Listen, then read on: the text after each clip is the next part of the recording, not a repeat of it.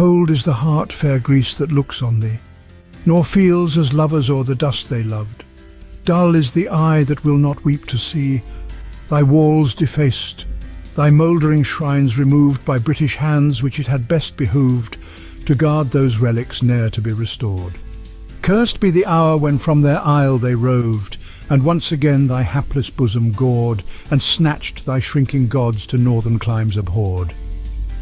In his influential poem, Childe Harold's Pilgrimage, the British poet and romanticist Lord Byron not only expressed his outrage at the looting of Greece's cultural treasures during the Ottoman rule of Greece, but also played a significant role in raising international awareness about this issue.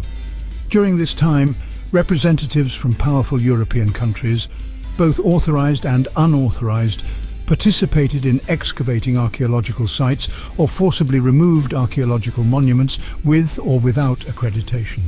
They did so with the consultation of the Central Ottoman Administration and the local Ottoman lords, or even without authorization. The looted treasures were then transported to their respective countries and exhibited in private collections or national museums. Earl of Elgin was appointed ambassador to the Sultan of Turkey. He requested the British government hire artists to take casts and drawings of the sculptured portions of the Parthenon, but they refused. Elgin removed material from the Parthenon and other structures on the Acropolis between 1801 and 1812. According to British researchers, the sculptures were removed with the Sultan's authorization, who issued a formal firman. They claim to have the evidence. However, the only document made public is a translated version of a personal, unofficial letter from a local Ottoman lord, which discussed licensing a recording of the sculptures. Still, this letter came from somewhere other than the Sultan himself. Recently, researchers who examined the archive where the Sultan's firmans were recorded have reported that no official document supports the claim that the Sultan permitted the sculptures to be removed. The British assert that more documentation is available beyond what has been presented. The sculptures were later taken to Britain after being kept in Malta for several years.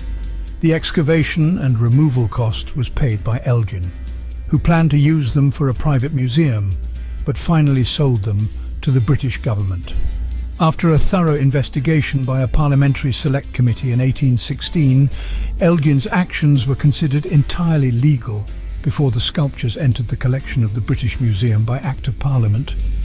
The Parthenon frieze, metopes and pediment figurines, once part of the magnificent Parthenon, are not just marble or mere sculptures. They embody Greece's rich cultural heritage, a testament to the artistic and intellectual prowess of the ancient Greeks. The frieze, originally consisting of 97 blocks, is now divided between Athens and London, with 56 in London and 40 in Athens. Of the 64 metopes, 48 are in Athens, while 15 can be found in London. Meanwhile, the 28 preserved pediment figurines are split between the two cities, with 9 in Athens and 19 in London.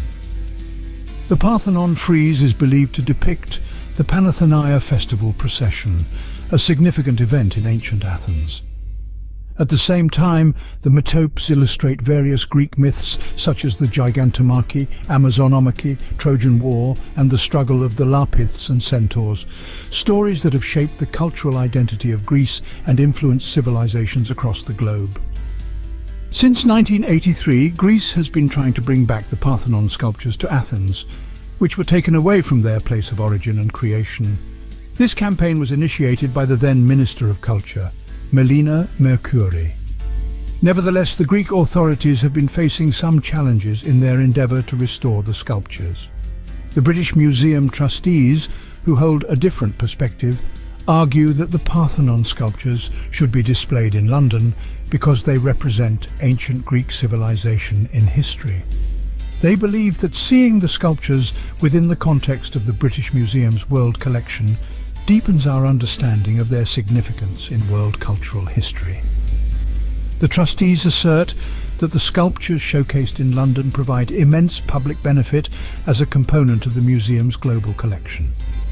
Every year, Millions of visitors appreciate the artistry of the sculptures and gain a better understanding of how ancient Greece influenced other civilizations. Despite common misconceptions that all the sculptures are in the British Museum and half are lost or stolen, the trustees maintained that the sculptures on display in London represent a significant part of the museum's worldwide collection. In 2013, the Greek government requested UNESCO's assistance in mediating the return of the sculptures from the UK authorities. This request was based on the argument that the sculptures were removed without proper authorization and should be returned to their place of origin.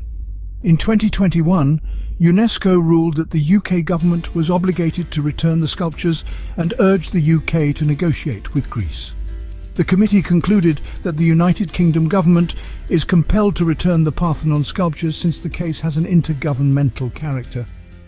Additionally, the committee expressed deep concern regarding the pending issue and disappointment that the United Kingdom did not comply with their recommendations.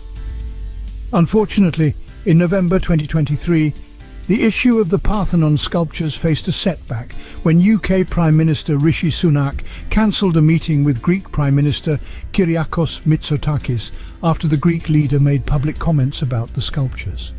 This cancellation, which Greek people considered a diplomatic snub, highlights Greece's challenges in reclaiming the sculptures. International organisations deal with the issue of sculptures legally, while countries handle it politically. However, recognizing cultural heritage's moral significance to people worldwide is essential.